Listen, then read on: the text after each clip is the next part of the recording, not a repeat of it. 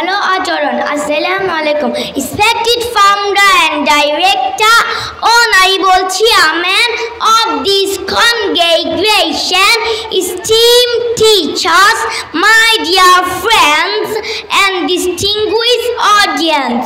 Today I will talk to you about good manners. Good manners are the way we show kindness and respect to others. Islam teaches us to always be polite, helpful and gentle.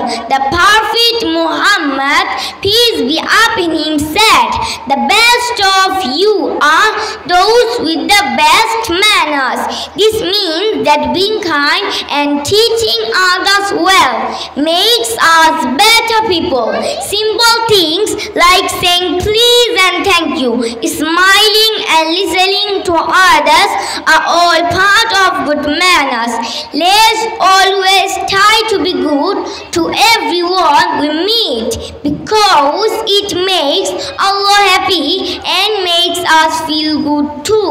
Thank you so much for being here today. May Allah reward you with the best. Assalamu alaikum wa rahmatullah. ভালো আচরণ। আসসালামু আলাইকুম।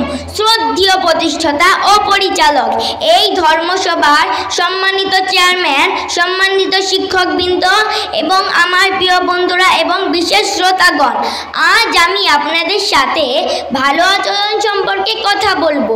ভালো আচরণ হলো আমরা যেভাবে অন্যদের প্রতি দয়া এবং সম্মান দেখাই। ইসলাম আমাদের সর্বদা ভদ্র, সাহায্যকারী এবং নরম হতে শেখায়।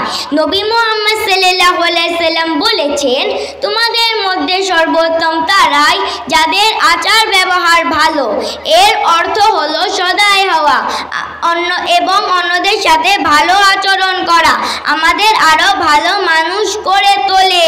দয়া করে এবং ধন্যবাদ বলা, হাসি দেওয়া এবং অন্যদের কথা শোনার মতো সহজ জিনিসগুলো ভালো আচরণের অংশ।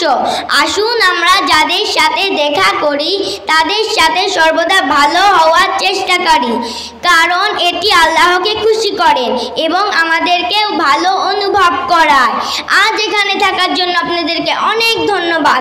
আল্লাহ আপনাদেরকে উত্তম প্রতিদান দান করুন। আমিন। আসসালামু আলাইকুম ওয়া রাহমাতুল্লাহ।